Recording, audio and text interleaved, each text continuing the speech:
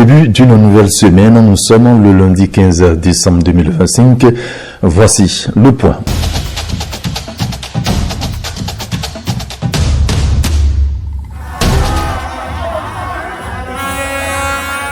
Le dimanche 14 décembre 2025, la CAM en Bénin a connu une apothéose heureuse avec une ambiance époustouflante. Akpakpa FC pour la grande finale s'est imposé 1-0 à Kandi pour être sacré champion de la première édition au Bénin et au centre Soweto Ndirupo. C'était la joie chez les autochtones. Je suis très ravi d'être en finale et d'avoir battu l'équipe de Kandi, une équipe très en forme. Une équipe qui n'a pas démérité de remporter le trophée, mais malgré les deux du football qui étaient de notre côté, on a pris le dessus sur eux. Donc, je dois remercier surtout les joueurs qui font de moi actuellement un coach. Et sans eux, je ne serai pas en finale, je ne serai pas coach.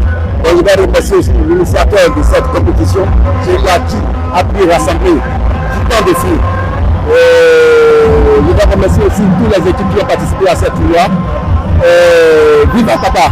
Pour la troisième place, Lokossa n'a rien lâché contre Vedukor qui a tout donné. Avec un score 3-2, Lokossa s'est positionné troisième. Je suis très content de le parcours, c'est pas facile. Non, je suis très content. Je suis très content parce que ça n'a pas été vraiment facile. À défaut de la première place, on se contente de la troisième place. Ce n'est pas facile. Je suis très satisfait parce que nous avons rencontré des équipes vraiment dures et difficiles à battre. Et ça n'a pas été facile pour nous. La promotrice toute joyeuse de voir une fin heureuse, elle exprime sa joie. 15 décembre 2025, finale de la CAM 2025. Je suis contente et mes attentes sont parfaitement comblées. Aujourd'hui, c'était le sac, c'était le summum, vous l'avez remarqué. C'est plein d'émotions. Et un mois de périple pour ces 8 clubs qui ont compéti. Et aujourd'hui, il y avait pour cette finale l'équipe de Kandi, l'équipe de Akpakpa. Vous avez vu, le match a été très tendu. Quand il n'a pas démérité, nous félicitons quand même Akpakpa et félicitons tous ces clubs qui ont durant ces 1 mois de compétition. Elle profite pour remercier tous ces lancés le défi de l'aventure pour l'édition prochaine. L'équipe au de la première édition de la CAM, c'est pas évident, mais cette équipe en cette compétition, cette première édition, et c'est le lieu de remercier que ce soit l'équipe de la logistique, de la sécurité, les journalistes qui ont pris à bras le corps cette première édition et qui ont soutenu l'initiative, ces créateurs de contenu, les influenceurs, les artistes aussi, parce que ça n'a pas été que le foot, ça a été un défilé d'artistes qui restent à chaque week-end, à chaque fois qu'il y a un match, chaque fois qu'il y a des matchs, il y a des artistes qui ont resté. Et donc, je voudrais remercier toute la chaîne, tous ces artistes, tous ces journalistes et toute l'équipe sacrée qui a travaillé. Bien sûr, il y a l'équipe de 13, l'équipe ivoirienne qui a aussi soutenu et sacré cette première édition. C'est également tous ces partenaires qui ont cru en nous, comme je l'ai dit. Ce n'était pas évident, mais eux, ils ont cru en nous. Et je crois que pour la prochaine édition, l'édition 2026, l'initiative continuera, cette compétition continuera avec eux. Merci beaucoup. Merci à Corneille, merci à Christian, merci à Jonathan, merci à Madame Beignet, merci à Richard Araignée, à Underground Bouge, à travers Kevin Boukalo. Merci à toutes ces personnes. Sincèrement, je suis contente de ce dénouement. Et bien sûr, à nos commentateurs.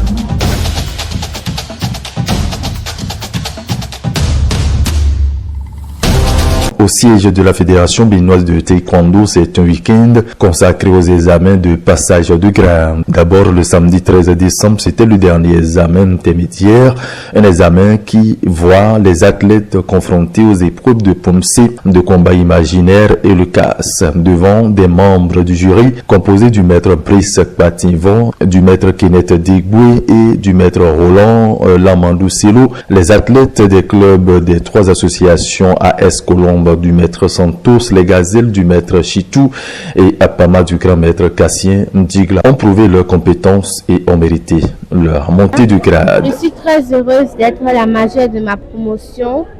Je me suis beaucoup entraînée pour avoir la ceinture verte, une barrette bleue et j'espère bientôt avoir la ceinture verte, 2 barrettes bleues. C'était vraiment cool et on a pu s'amuser. J'espère la prochaine fois avoir la ceinture verte, 2 barrettes bleues et être la majeure de ma promotion. J'ai aimé cet examen. Au début, peut-être, c'était un peu stressant. Mais une fois que tu étais sur le tatami, moi, ça va. C'était relax. De cette organisation de cet examen, j'ai trouvé cet examen très bon. Même si c'est toujours pas facile, faut mettre de la force pour comprendre au moins. Ah ouais, je suis toujours satisfait. Comme c'est pas la première fois, en tout cas, je félicite la fédération de son organisation et ça a toujours été, en tout cas, extraordinaire. Voilà, donc je suis très satisfait et de ma moyenne aussi. Je remercie mon maître et je remercie toute l'organisation de la fédération. Pour avoir suivi les athlètes dans leur langue de coordination des mouvements, des appréciations sont faites sur le niveau technique. De manière générale, nous ne pouvons que nous féliciter du travail abattu par les entraîneurs des différentes associations dont les élèves ont participé à cet examen, qui a été dirigé par le président de la commission des examens, maître Pativon Brice. Le niveau technique est plus que satisfaisant et avec ce que nous avons observé, nous sommes très heureux et nous sommes dans l'espérance que le travail va se maintenir, la dynamique va se maintenir pour que ces futurs champions puissent représenter valablement et dignement le Bénin. Il n'a pas manqué de lancer un message à l'endroit des parents. C'est un message de remerciement d'avoir d'abord choisi parmi une multitude de disciplines qui se pratiquent au Bénin le taekwondo pour leurs enfants. C'est le message aussi d'espérance qu'ils vont maintenir et ce choix à long terme, parce que de notre côté, au niveau de la fédération, sous l'impulsion du président Koubleni, nous n'allons pas manquer de nous investir pour la qualité du travail au plan technique et au plan sportif. Et aussi, comme vous étiez présents, nous avons profité de l'occasion aussi pour les inviter à se préparer aux différentes compétitions qui se préparent et qui auront lieu en 2026. Dans le tournoi de l'unité qui est organisé par l'association Colombe Sport, qui est l'une des associations organisatrices de cet examen. Toujours au siège de la Fédération béninoise de taekwondo a eu lieu dimanche l'examen de rattrapage de ceinture noire dans les épreuves de POMC, de combat imaginaire, le CAS. Les athlètes ont fait preuve de ténacité et de bravoure et ont mis en pratique les différents enseignements donnés par les maîtres et grands-maîtres. L'épreuve de CAS est une épreuve difficile mais à laquelle ils parviennent.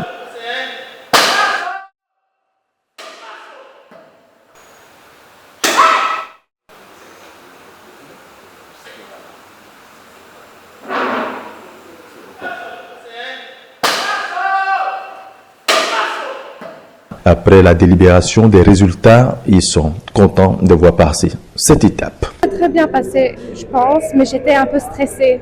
Mais à la fin, quand j'ai terminé, j'ai été soulagée.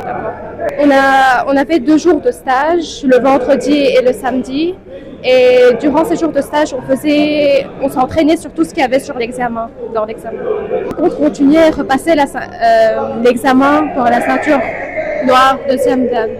C'est une continuation de rééducation et fonctionnelle, bon, disons, une activité que doit faire quelqu'un de mon âge. Bon, je ne pense pas abandonner encore.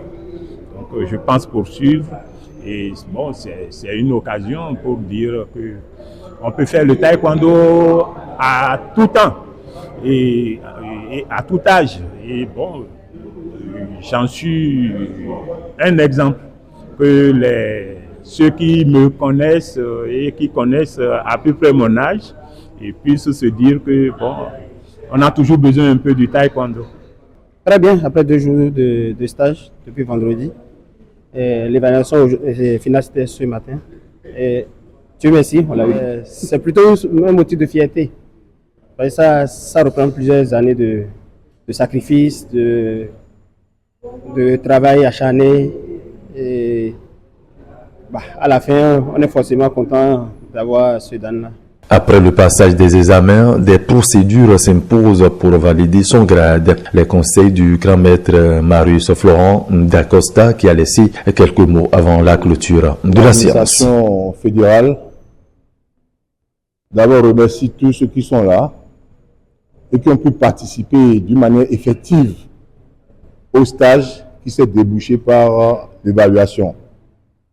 L'administration profite aussi de l'occasion pour saluer les parents qui ne ménagent aucun de leurs efforts pour soutenir les enfants et d'une manière indirecte soutenir la Fédération Béninoise de Taekwondo.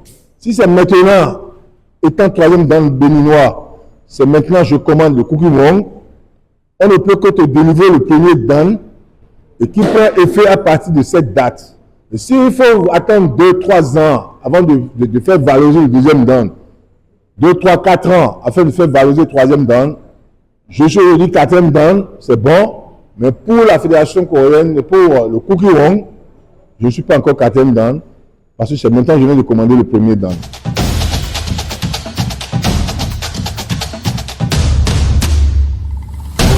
Le dimanche 21 décembre prochain aura lieu au Centre Univers Chan les trophées JP Sport, un moment de reconnaissance et de mérite envers les acteurs du sport, dirigeants et hommes de médias. Ce sera la cérémonie de remise des trophées aux lauréats. On retrouve la rubrique foot féminin avec Villa Mauti.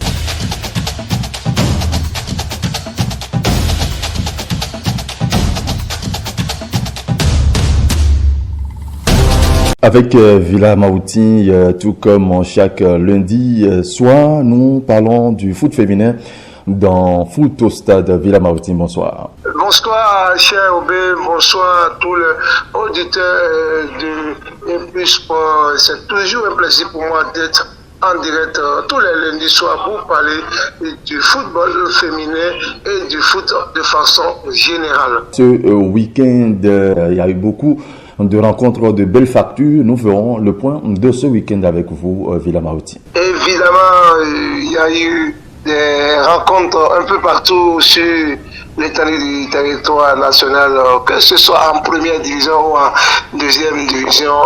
La balle a roulé, il y a eu du spectacle un peu partout, donc on aura le temps d'en parler dans cette émission. Et quelles sont les rencontres qui ont quand même marqué l'actualité du football féminin ce week-end, comptant bien évidemment pour la 4e journée de la première division féminine? Ah oui, la rencontre qui a marqué l'esprit, celle qui a opposé à la formation de AS Cotonou à son homologue de Tambou FC d'Adjara le samedi dernier sur les installations du terrain annexe du stade GMK, et c'était une rencontre qui a comblé les attentes en termes de spectacle avec Romaine Gandonou, l'inévitable attaquante internationale béninoise de Tambou FC. Et laissez-moi vous dire qu'elle a marqué 5 buts à elle seule. C'est elle qui porte son équipe Tambou qui a pris le dessus sur son adversaire AS Cotonou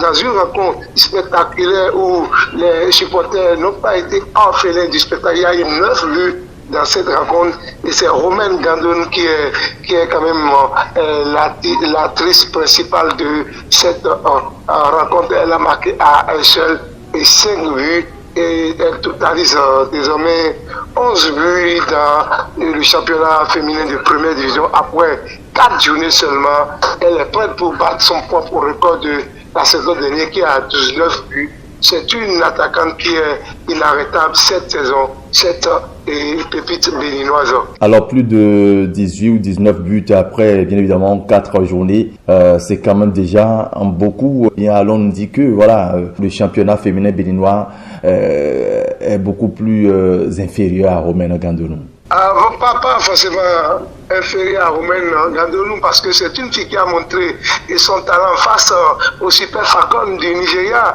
et dans cette double confrontation. Donc on ne peut pas dire que c'est le championnat qui est inférieur ou Romaine est supérieur à ce championnat. C'est une fille qui connaît son job, qui sait faire et mal à l'adversaire quand il le faut.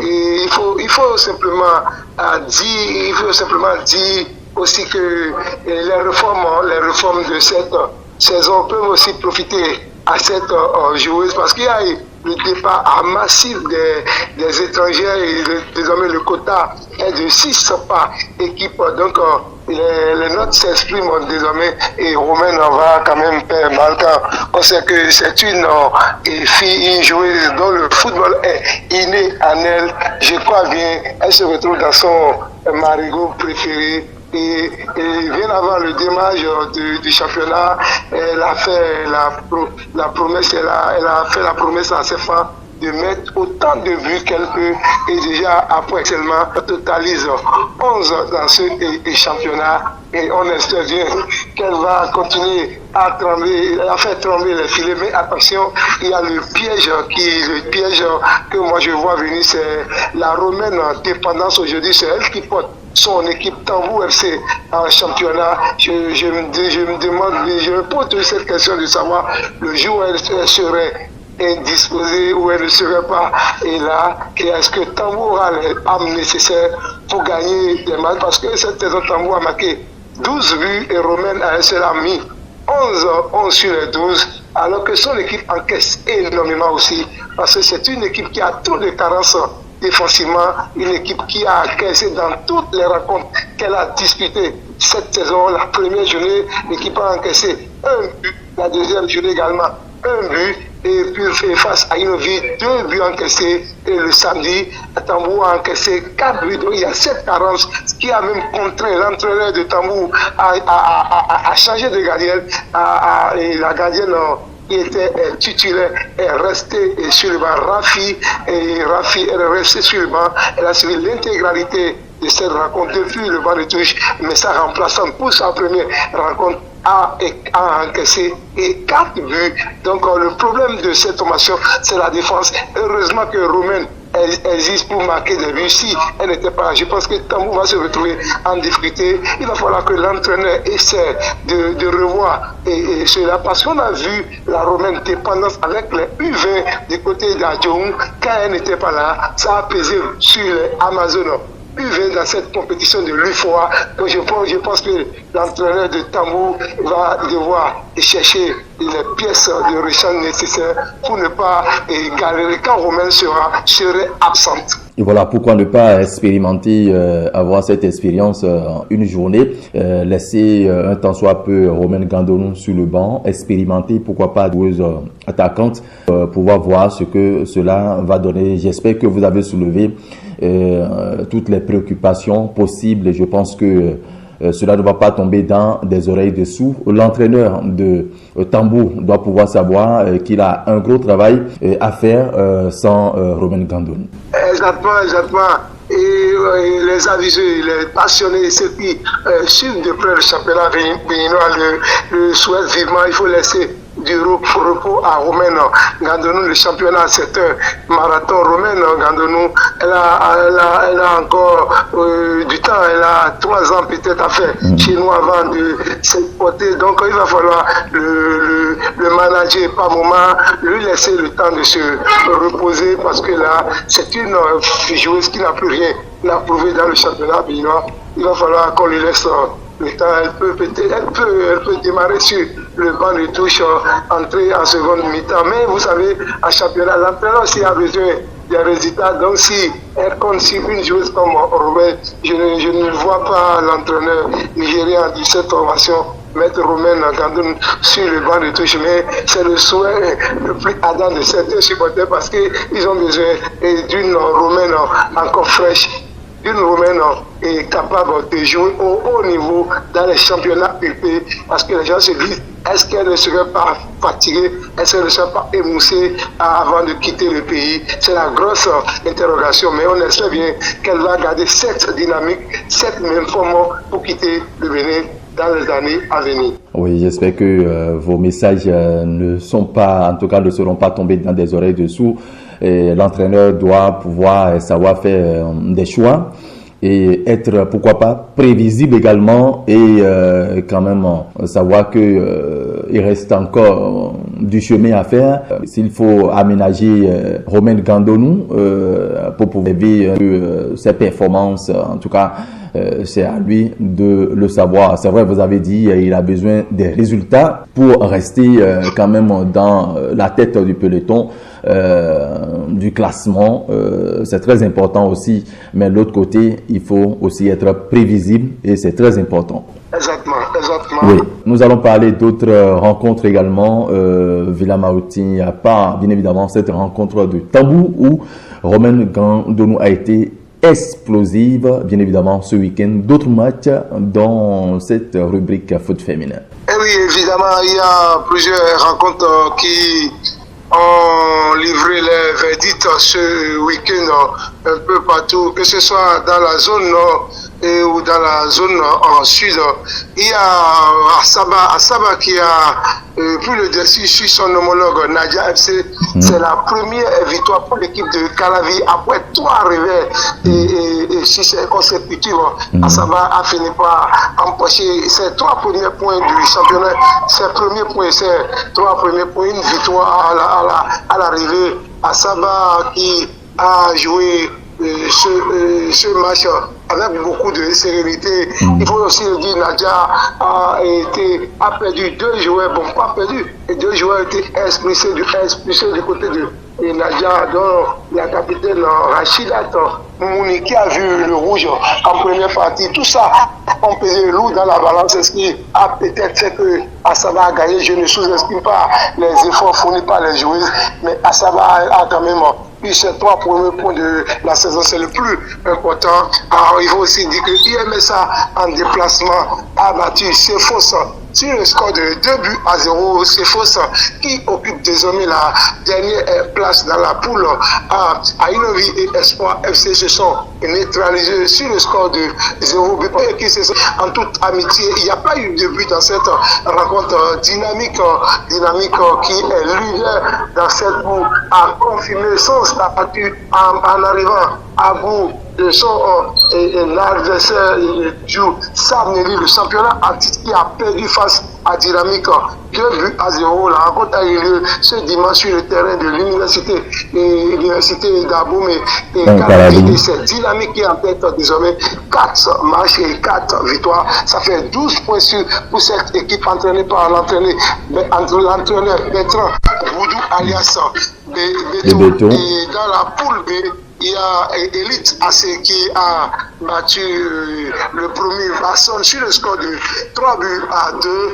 Il y a Léopard d'Aboumé, Léopard OM qui a perdu sur ses propres installations face à SGFA sur le plus petit des scores, 1-0. Également Gamia qui a donné une bonne correction à son homologue de FAL FC de Zapota sur le score de 4-0. Et pour finir, Aslion de Banter s'est incliné 1-0 face à Viguer FC de Lokosa.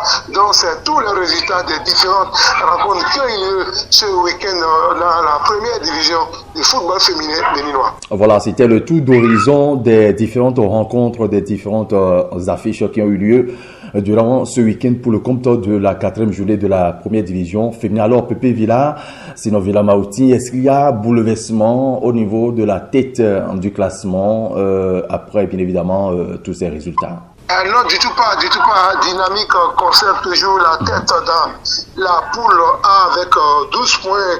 L'équipe de Calavi a marqué 9 buts. Elle a encaissé un seul, ce qui place cette formation en tête dans la poule A, et suivi de Ainovi FC, 8 points plus 3. Il y a Tambour d'Agara qui compte pour et suivi de Espoir FC également, 7 points. On peut voir la 5e place, AS Cotonou, le premier AS Cotonou qui se retrouve à la 5e place dans cette poule.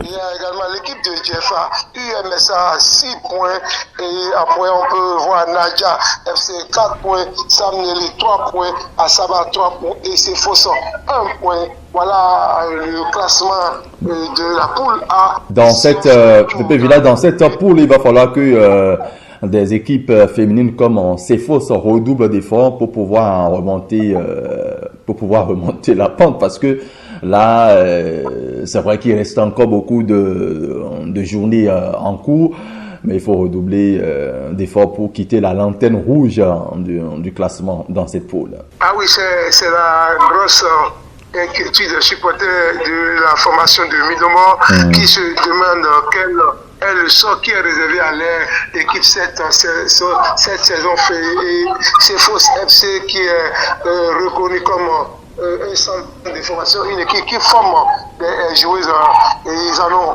énormément formé du côté d'Akwakwa Midomor. Mais cette saison, c'est Fos est en difficulté. Mais l'année dernière, c'était la même situation pour cette équipe qui a sauvé, qui s'est maintenu lors de la dernière journée du championnat face à Tamou, à Adjara. Donc, on espère bien que cette saison, Cefos sortira la tête de l'eau et éviter de jouer, de se sauver au dernier moment, parce que le championnat de cette saison, toutes les rencontres sont considérées comme des finales. Voilà, nous aurons le temps, bien évidemment, d'avoir un entretien, bien évidemment, avec Cefos pour en savoir plus sur ce début du championnat, avec les difficultés rencontrées pour que le club féminin se retrouve à ce stade du classement. Car dans cette rubrique foot féminin, allez dans le classement suivant, le groupe suivant. Ah oui, dans la poule B, on voit Elite ACD par Coupière en tête avec 12 points. C'est sans surprise, c'est le club phare de cette saison, Elite AC, 12 points. Et puis, il y a cette formation de parcours qui est en train de confirmer toutes les promesses toute la confiance qu'on a placée en elle, parce que c'est une équipe que j'ai déjà vu jouer cette saison à Cover, et quand elle battait AS-JFA, et elle est suivie naturellement de AS-JFA à 9 points, et Gamia qui se positionne à la 3e place avec 7 points. Il y a le premier AS-Masson 4e 6 points, et Vigueur de Locosa 5 points, et As Lyon de Banter qui est 6e avec 3 points, moins 9 au classement, suivi de Lopa OM d'Aboumé, 2 points. Et pour fermer la manche dans cette poule, c'est Fal FC de Zakota qui compte 1 point et moins 9 au classement. Donc voilà le classement de cette poule en B. Mais le championnat est un marathon, c'est non un sprint. Le week-end prochain, il n'y aura pas de match. Le championnat féminin sera à l'arrêt dû à la CAN qui commence le 21 prochain. Donc voilà tout ce que je peux vous dire sur le championnat féminin ou bien les différentes rencontres qui ont eu lieu le week-end dernier. Merci à vous, Villa Maouti. Ce n'est pas terminé. Nous allons parler également des occupations anarchiques des aires de jeu, des aires de sport pour les manifestations. Nous en avons connu du côté du Médombo avec le terrain de Médombo qui a été occupé depuis bien évidemment quelques jours avec les manifestations, ce qui empêche bien évidemment les clubs. Il y a une multitude de clubs qui s'entraînent sur ce terrain et également des collèges, des écoles qui viennent faire du sport également sur ce terrain. Et au constat, ce n'est pas seulement le terrain de Midombo qui est occupé, il y a également beaucoup d'autres terrains à Cotonou et environ et qui sont bien évidemment occupés, les aires de jeu avec des bâches, les manifestations, les fêtes, et cela empêche quand même les sportifs de travailler, de s'exercer, se préparer. Et ce n'est pas seulement, bien évidemment, les sportifs, il y a aussi les jeunes qui sont quand même, qui seront cloués. Et il y a aussi les grandes personnes, les personnes âgées qui vont également pour quand même faire le sport de masse. C'est beaucoup de choses à la fois. Villa Maouti en matière, bien évidemment, de ses occupations anarchiques, des aires de jeu, des aires de sport. Ah oui, c'est un bon constat que vous avez fait, parce que moi-même, il m'arrive parfois de faire le tour des différents terrains de Cotonou pour voir comment se déroulent les différentes activités sportives. Et parfois, on est embêté par la présence massive des grandes bâches qui quand même empêchent les académies, les clubs, les équipes, même les personnes du troisième âge qui quand même pratiquent le football les week-ends pour s'épanouir. Et ils ont cette difficulté. Parfois, quand vous allez sur les stades, on se demande est-ce que s'agit-il des stades ou des salles de fête. Et n'en parlons même plus du terrain de Midombo. C'est devenu une habitude là. Et tout le temps, il y a les bâches, que ce soit pendant les vacances, au cours de l'année scolaire, les bâches à Midombo, n'en parlons même plus. Je ne sais pas exactement d'où viennent ces autorisations, ceux qui donnent les autorisations assez occupants, parce que vous savez, il y a plusieurs équipes qui s'entraînent sur cette aide de jeu. Il y a deux AB, il y en a tellement, même les écoles. Il y a également CEFOS, il y a 2 AB, il y a plusieurs d'autres clubs également qui s'entraînent, que cela soit masculin ou féminin, des écoles, des collèges qui viennent quand même faire du sport sur ce même terrain. Et là, avec ces occupations, on prive tout simplement des gens, des jeunes, des personnes plus âgées de faire du sport. Le sport, quand même, c'est essentiel, c'est nécessaire pour la santé. C'est vraiment, ce n'est pas quand même, ce n'est pas une affaire de choix, c'est une affaire de nécessité pour une bonne santé. Ah oui, mais parfois on se demande si le sport ou le football au Bénin occupe une place de choix dans la hiérarchie, parce que quand vous allez à certains endroits, on vous dit ils ont payé pour avoir l'autorisation, c'est que ces personnes, les occupants, en quelque sorte contribuent comment dire, ils enrichissent les caisses des différentes administrations en prenant cette autorisation, parce que je pense que ils vont payer pour avoir l'autorisation, et là, on a besoin de l'argent quand même pour construire le pays en quelque sorte. Donc les sportifs peuvent se mettre de côté, permettre aux gens de faire les manifestations rapidement, parce que si on était dans un pays du sport, je pense que le football, le sport serait devant, mais là on a l'impression que oui, mais Villa Maouti, si on a besoin de l'argent, pour pouvoir construire le pays, et que voilà, on doit sacrifier la jeunesse, parce que voilà, on conjugue le sport au second rang, les personnes âgées qui ont besoin quand même d'aménager leur corps, de faire le sport de masse pour pouvoir mieux se retrouver. Si on conjugue tout ça là au second rang, et que on dit qu'on veut de l'argent pour construire le pays, c'est quand même des humains, c'est quand même des personnes qui vont y habiter. Ah oui, exactement. Et il faut que ces personnes soient en bonne santé, bien évidemment, pour pouvoir quand même bénéficier de ces infrastructures, de ces belles choses que quand même qu'on est en train de faire dans le pays.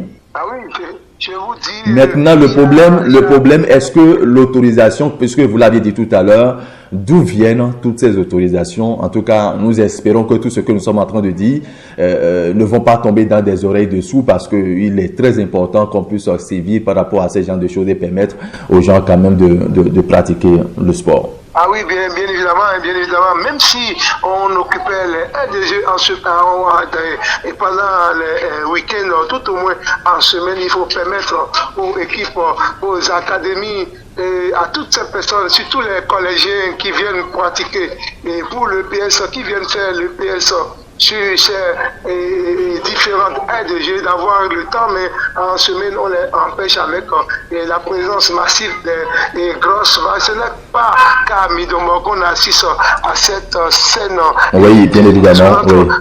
À Grand-Gadan, terrain homophobe d'Avant-Gadan, à Jeffa, à Bregamepa, à un moment, et il y a des activités qui empêchent les sportifs, ou peut-être même des rencontres du championnat d'avoir lieu, parce que cette saison déjà, il y a une rencontre du championnat de deuxième division qui a été reportée tout simplement parce qu'il y a une manifestation sur intérêt. Vous voyez déjà ce que ça peut engendrer comme dépenses supplémentaires. Exactement. Tout, donc on voit un peu. Donc voilà ce que je peux dire par rapport à cette situation.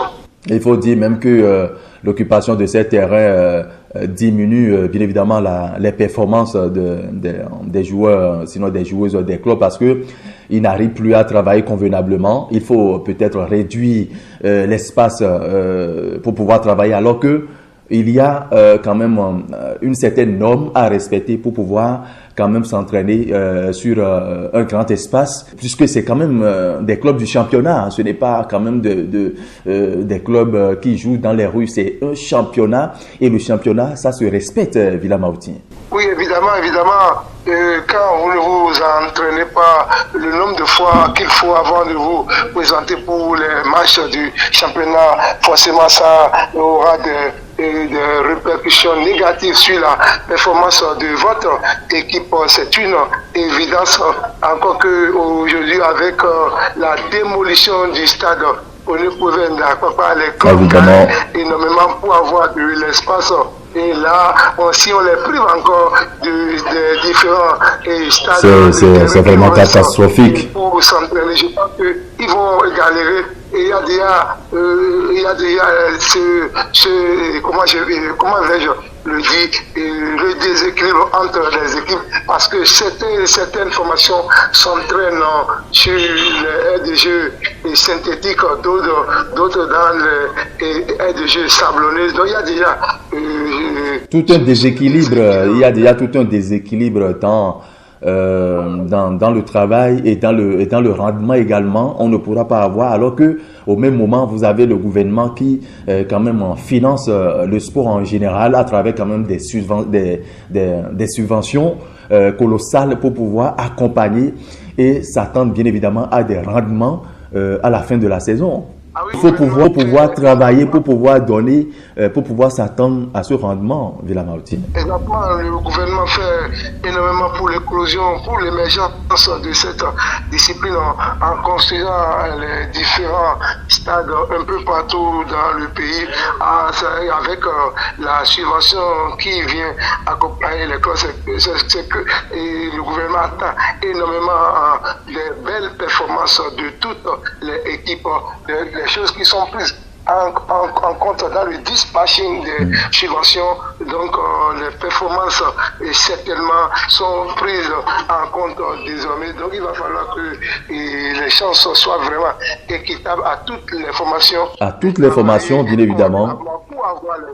Tout le monde doit avoir quand même les mêmes chances. Malheureusement, voilà, donc on constate que ce n'est pas, par exemple, lorsque vous prenez le stade René Pleven entre-temps, vous avez l'AS Cotonou, voilà, qui s'entraîne bien évidemment sur ce club. Vous avez également beaucoup d'autres clubs qui viennent s'entraîner là, voilà, depuis que le stade a été mis en projet de reconstruction. Tous ces clubs vont forcément aller trouver refuge ailleurs.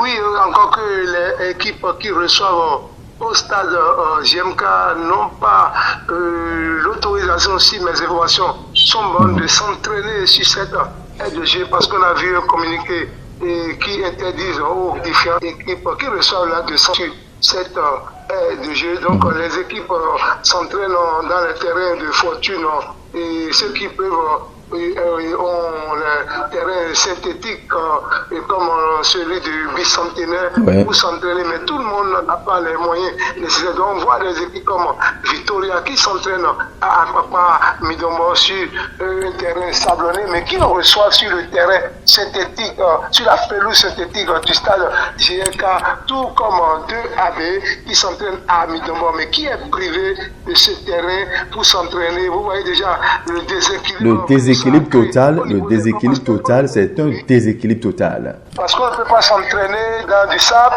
et jouer des matchs officiels sur les pelouses synthétiques. Ça va amener les jeunes filles qui ne sont pas habituées à ces genres de pelouse. Voilà, vous l'aviez dit tout à l'heure, tout le monde n'a pas les moyens nécessaires pour pouvoir, parce que ils n'ont pas, il faut le reconnaître, Pépé Villard, ils n'ont pas leurs propres installations et le Bénin n'est pas encore à un stade où voilà, chaque club devrait avoir quand même ses propres installations et s'entraîner comme du côté de l'Europe, où je prends par exemple le cas de Paris Saint-Germain, FC, c'est des exemples vraiment très poussés. Il faut le reconnaître. Le Bénin n'est pas encore à ce stade, mais il y a des présidents de clubs, il y a des clubs qui font quand même de leur mieux, qui font quand même des efforts, parce que pour aller quand même louer ou bien négocier un espace ou bien un terrain pour pouvoir s'entraîner, il faut débourser de gros moyens. Oui, exactement. Pour cela, nous devons toujours remercier le gouvernement actuel qui fait beaucoup pour le sport béninois, surtout le football, en construisant des différents stades. Et que ce soit au nord, au sud, nous avons des aides pour accueillir les différentes équipes de Cotonou. Si les dirigeants ont la possibilité de délocaliser les équipes, il y a de l'espace pour tout le monde dans le pays. Donc je crois bien que c'est aussi une solution. Les équipes qui sont peut-être dans la zone sud ici peuvent se déplacer vers autres stades, que ce soit à Diakotomé, à Dogo ou bien d'autres pour recevoir les matchs. Mais c'est une question de moyens parce que les clubs n'ont pas les budgets colossaux pour couvrir toutes les dépenses. Et voilà, nous en avons beaucoup décortiqué de long en large par rapport, bien évidemment, à ces occupations anarchiques des aires de jeu, des aires de sport qui occupent les terrains pour des manifestations. Nous en avons beaucoup parlé. Allez, Villa Maouti, un mot de fin pour clore, pour finir, bien évidemment, cette rubrique foot féminin qui nous a pris bien évidemment beaucoup de temps, mais nous en avons dit des choses certainement, j'en suis persuadé, des choses essentielles. Ah oui, on a passé en revue les actualités les plus importantes du football féminin, surtout les résultats qui sont pour moi les choses les plus attendues par nos auditeurs. Et je n'ai pas grand-chose à dire. Il y aura cette trêve qui est due à la prochaine CAN. Donc il faut simplement demander au club de ne pas laisser beaucoup de temps aux filles pour les fêtes plutôt, parce qu'il y en aura 2 fêtes pour les fêtes. Et parce que les filles désapprennent vite quand elles vont rentrer chez elles pour fêter. Je pense qu'on risque de recommencer à zéro. Il faut que les vacances soient vraiment restreintes pour permettre aux filles de garder le rythme de travail qui est déjà fait. Il va falloir qu'on travaille pour rester dans cette dynamique, dans la continuité et non le revenu des vacances après la fête et pour recommencer à zéro. Merci beaucoup à vous, Villa Maouti, pour votre intervention dans cette rubrique foot féminin. Et bientôt, il faut aussi le rappeler, la CAN du côté du Maroc. Vous serez, il faut le rappeler, l'un de nos consultants, bien évidemment, dans l'émission de la CAN. Le premier numéro sera prêt d'ici là avec notre consultant du côté du Paris en France. Villa Mauti, on se dit à très vite. On se donne rendez-vous pour très prochainement. Ce sera tout pour le point de ce lundi soir, le premier numéro de votre émission consacré à la CAN au Maroc, prévu pour ce mercredi soir dans Foot au Stade. Il sera consacré à la participation du Cameroun à la CAN avec Charles Essouélé du côté de Paris.